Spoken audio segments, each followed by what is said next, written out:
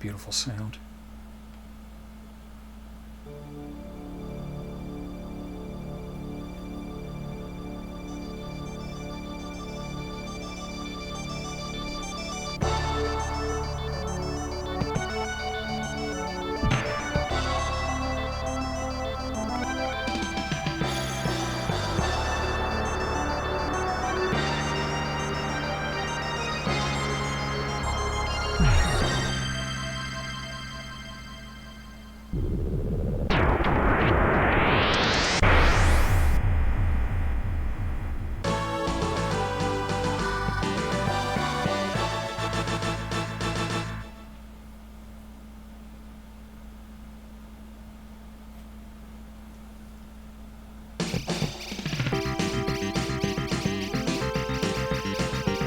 This is ground control to Major Tom. You've really made the Gradius. Welcome everyone to Gradius 3 on the Super Nintendo, and this really doesn't need much of an introduction, so I'm not going to do much of an introduction. I'm just going to go into it and go nuts.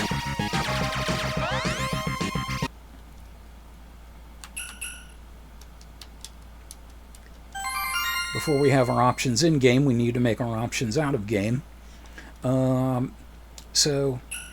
I'm going to play on normal mode. I think I can manage that. We're going to find out, aren't we? Now, okay, so these are the same configurations that I had before. Shot and missile on the same button.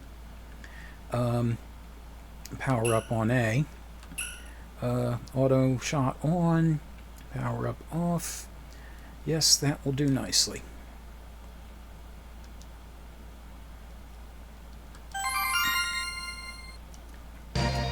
Now, we have a whole bunch of different ways to do stuff here, but edit mode is the only way to go for me.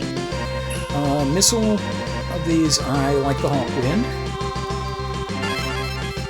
As far as double, I never use double, so I just use regular there. There's a couple of different lasers here. I've never really experimented with the E laser. My favorite is twin. Option, I am a big fan of formation option, and you'll see why. Shield, my personal favorite is reduce, because less is more.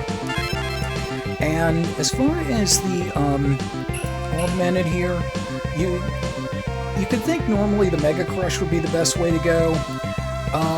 Actually, I usually use speed down, but I'll go ahead with Mega Crush here. We'll see how that works.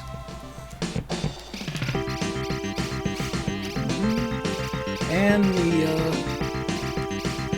shoot 'em up gallery music, you'll hear a lot. I'm going to regretfully say I will not remember a lot of the enemy names here.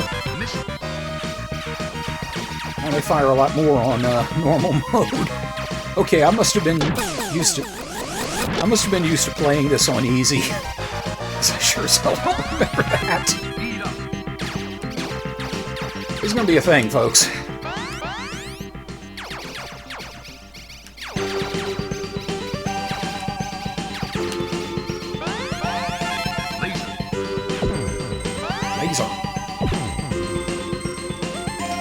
Yeah, I'm glad I'm using SNES 160 because I'm going to be in need of a lot of rewinding here. So yeah, in absence of remembering things like the names of the level bosses and such. Oh no, I want that. I want that. I want that. Gimme, gimme, gimme, gimme, gimme. Thank you. In absence of remembering the names of the level bosses and the levels themselves, I'm just going to give myself more work to do later, and I will edit them in with some postscripts. With the exceptions of the few I do now. And two main things I can immediately tell you about Gradius 3, which most people know already. Number one, fabulous music.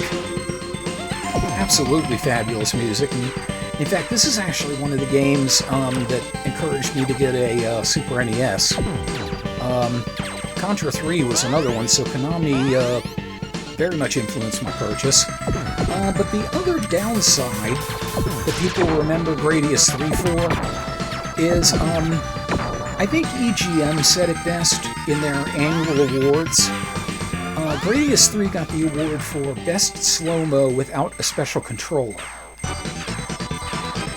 Because, sadly, the Super NES was saddled with a terribly slow processor.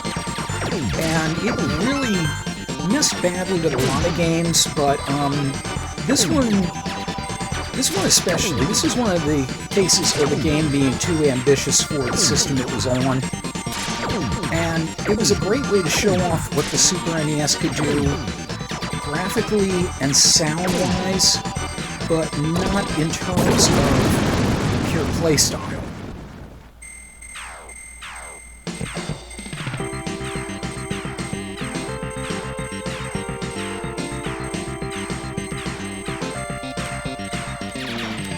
But then again, that slow-mo was the only thing that saved me on some occasions. When I know the power-up, I won't go into this next level. I'm going to be screwed without it. Fortunately, it's the next one. No. Fortunately, it's the next one on the list. Yes. Hello there, Mini-Me. I'm not taking a hit right away. That's not happening. And I love this. They call this the carbonation zone, I do remember that. And this music is fabulous. All jazzy and eerie. So the gimmick here, of course, is bubbles. Bubbles out the yin-yang. And the bubbles are going to vary as far as how you have to deal with them. The larger the bubble, obviously, the more it's going to split when it's popped. And you really can't stop to not shoot the bubbles in here. Yeah, pretty bit irritating. Yeah, Calgon, take me away from this.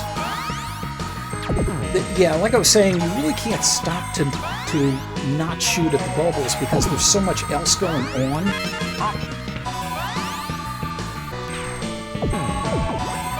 If you try not to pop the bubbles and have them get in your way, then you're going to have a lot of other enemies surviving. So your best chance is to just get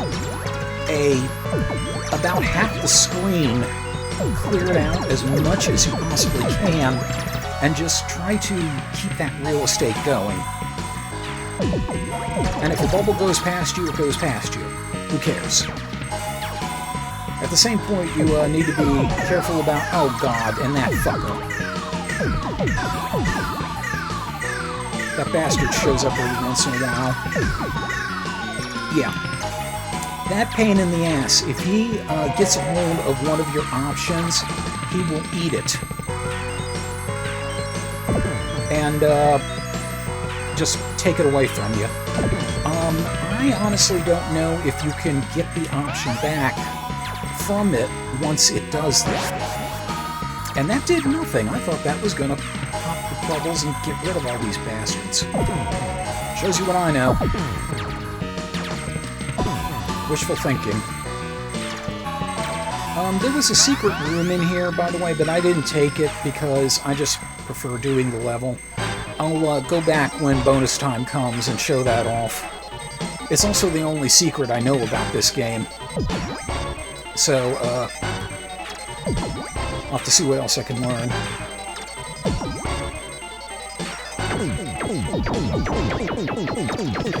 And unfortunately, if you keep a steady stream of fire on this guy, you can carve out a path in the middle and keep him fairly well pushed back. The only time you might get in trouble is when he starts producing a lot of bubbles in the middle, but that's not that big a deal. Yeah, I can't either, Misfit. If you want to see bubbles on hard mode, watch somebody else play. Oh, this is one thing I like about the formation options. When you have all four, and you're on the formation, on the option, if you hold down the select button, or not the select button, rather the button that chooses your weapons, you can maneuver them out like that. And that gives you a much wider range of fire coverage.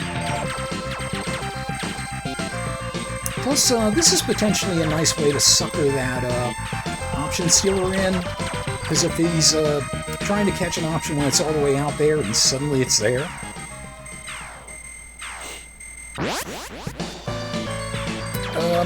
I think this is the volcano zone, volcanic zone. Don't worry, if I'm not right, I'll correct me.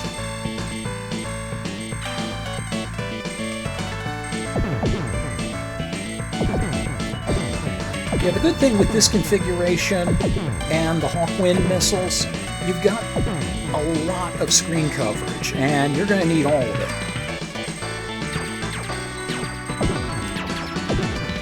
The other great thing is you can kind of sneak shots behind you, through walls, all kinds of stuff like that. And sometimes you just need a lot of compact fire, and you got that covered too.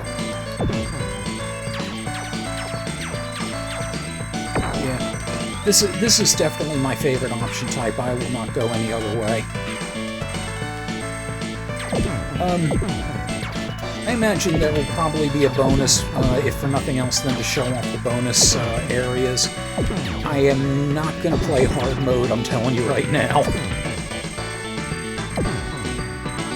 But one of the things I might do on that bonus video is show off the various other weapon types, just for completion's sake.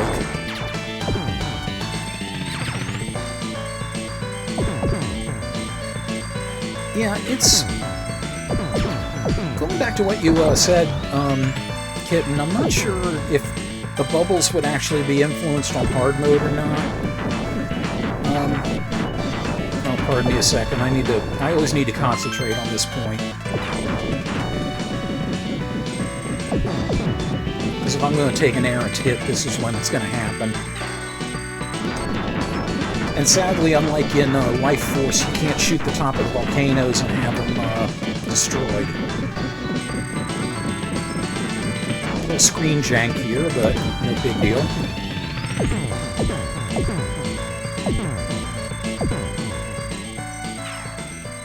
And change of music and things get all intense. But like I was saying,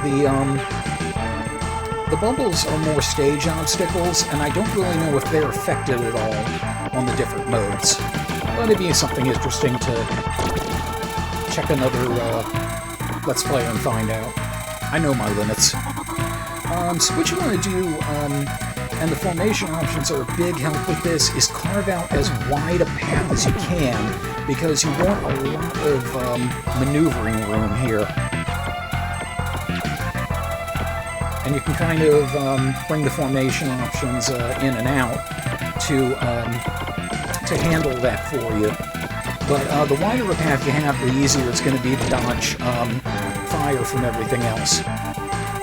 And you also want to have as much path cleared away as you see, like you see down there, so the missiles can get to the targets on the ground.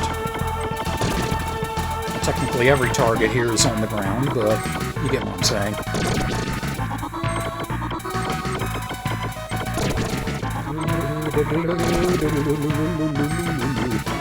Skip to Maloo, my darling.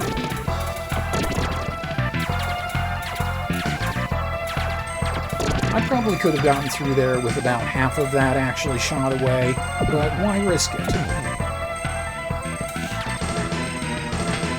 And this is where you have to be careful, because there are the generators down there that send out those enemies. And since you can't immediately see them, they're still there, and they're going to send the enemies after you. But, yeah, you got to be ready. This part can get a mite obnoxious. I have no idea how it's going to be on normal. But those things will loop the path around the mountains. go down to the bottom. I'll let one by just so you can see. And then, yeah, they're going to do that. If you don't have a lot of firepower, you can get overwhelmed pretty quickly. Lots of slowdown and thanks for it. And the slowdown will appear on the emulator here too, because it's mimicking the Super NES exactly.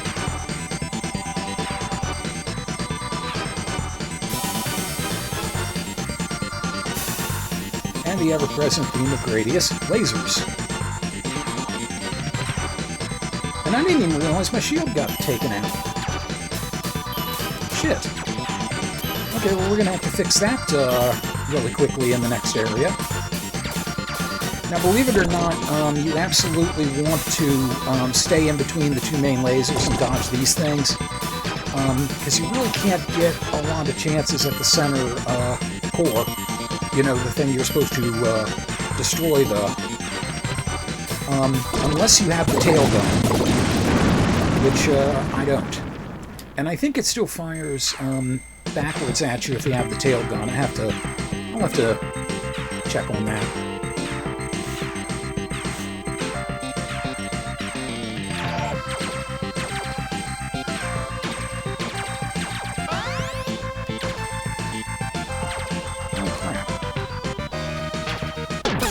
No, I didn't want to take 2 hits.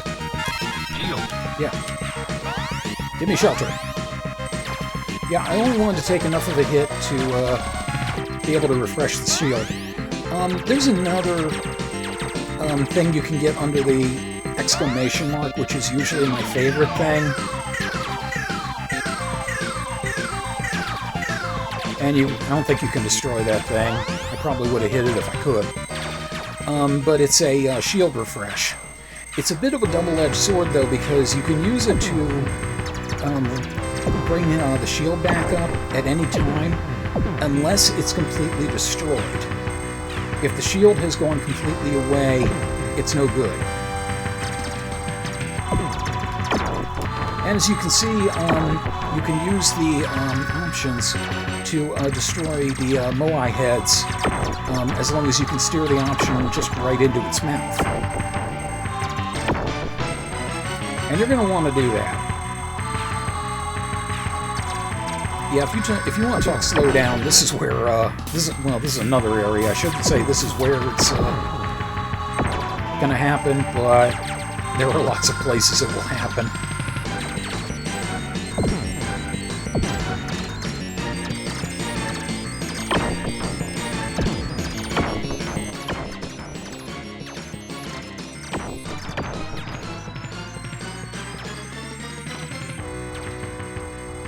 As far as the actual Konami canon goes, I think these are actually the real Moai heads from Easter Island. Because Bacterion's thing is swallowing whole universes and incorporating them into itself. So I believe these actually are canon Easter Island heads. Nope. And this is a great place for the formation options because you can get a momentary distraction and get hit by a bullet. The more room you have to get through this column of the Moai heads, the better. And being able to take out 3 sections at once just gives you a lot more breathing room. Deadly Fruit Loops.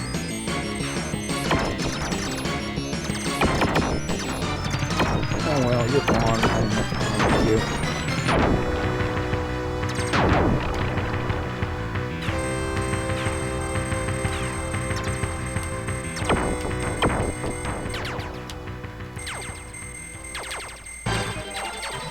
One of the reasons, by the way, I like the twin laser better than any of the other ones, as you can see, it's very thin, which allows it to get into hard-to-reach spots, like for example, the boss's narrow channels that lead to the cores. But on top of that, it's also a fire-and-forget laser. as opposed to some of the other ones that move with you. So, you know, you can put the fire towards the enemies where you want it and just concentrate on dodging. And it made those guys really easy. I'm trying to remember what level comes up next.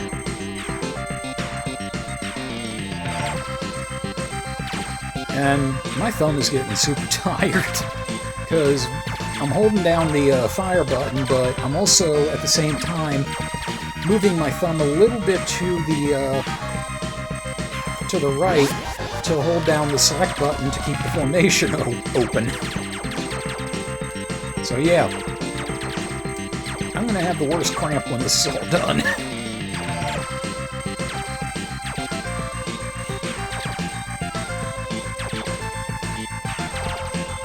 Something else that just occurred to me, the thing that tries to catch the options, you know what, the next time it comes around I'll let it do it, just to show it.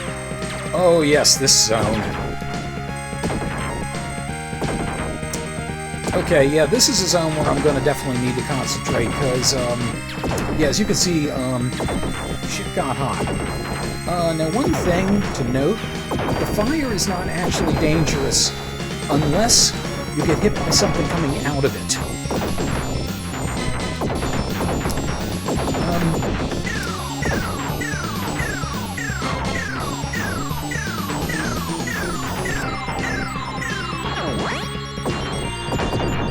Okay, no, you cannot get it back. So fuck you, that's mine. No! Mine! Mine!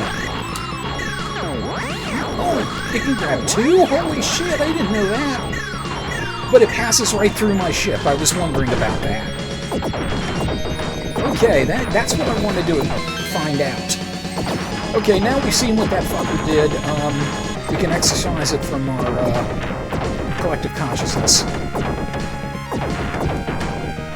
Yeah, if you don't have something that can provide a steady stream of counter shots here, this is a hard area. But, like I said, thankfully this does not have the fire prominences like the prominence stage in Life Force. So, you know, thank God for small favors. I used to think that channel was a lot tougher than it was because when I first played this, I didn't realize that you could, you know, sleep now in the fire. And Twin Dragons. Billy and Jimmy, I don't know which one's which. These guys are not super difficult to deal with. The slowdown helps a lot. However, there is one very important thing about it. You do have to destroy both heads, but there is one very important thing about it. When you destroy it, you want to be inside the coils.